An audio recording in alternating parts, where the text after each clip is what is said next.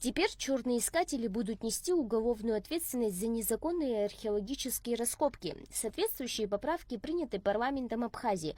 Грабители действуют на всей территории республики, от высокогорья до Черноморского побережья. Охотники за древностями используют современное глубинное оборудование стоимостью в десятки тысяч евро, способное распознавать золото и серебро в глубоких слоях земли. На начальном этапе наше законодательство устарело.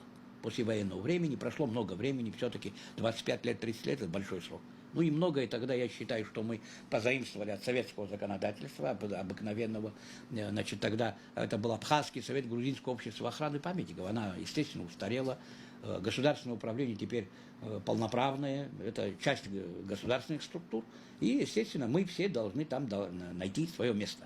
Историко-культурное наследие все относится. Языка, культуре, этнографии. У нас все специальности. Так что в массовом виде мы можем теперь заниматься. Исходя из этого, мы должны быть вовлечены. Вот в таком случае, конечно, вот эти все наши пробелы быстрее и с большой скоростью должны исправиться. Необходимо назначить смотрителей памятников, чтобы предотвратить деятельность черных искателей, говорит Сангуля. Особенно подвержены разграблению такие территории, как Цибильда, Акшимарда и Маркула. Искатели оставляют только те находки, которые не поддаются продаже, а более ценные артефакты вывозятся за пределы страны и выставляются на аукционы. Кроме того, по мнению Сангуля, для начала раскопок нужно не только разрешение от археологической комиссии Академии наук Абхазии, но и от Госуправления по охране историко-культурного наследия. Выдача открытого листа Академии недостаточно. Почему? Он должен еще право разрешения от Госуправления на исследование такого памятника. Почему? Скажем, храм аварийный. Так? Они исследуют от того, что эта стена исследована, она рушится.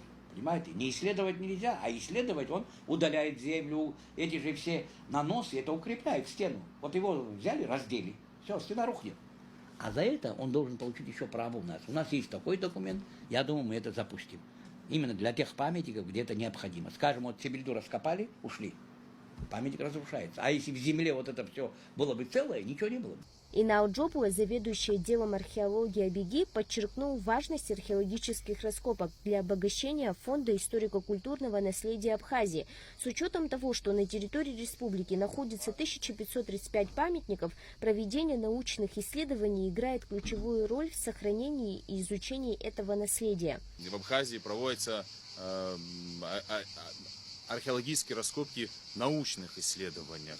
Вот они, может быть, и не столь масштабны, но они на регулярной основе, на эталонных памятниках наследия страны. И не только наследие страны, мирового наследия проводится. Как вы знаете, сейчас вот начинаются и проводятся раскопки на таких памятниках, как там Палан, в Адзюбже, в Гюэносе раскопки, в окрестностях нового фона раскопки проводятся.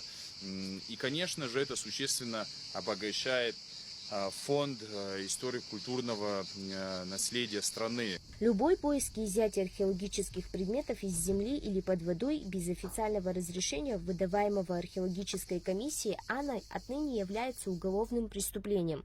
Милана Агарба, Заур Лиев, Абхазское телевидение.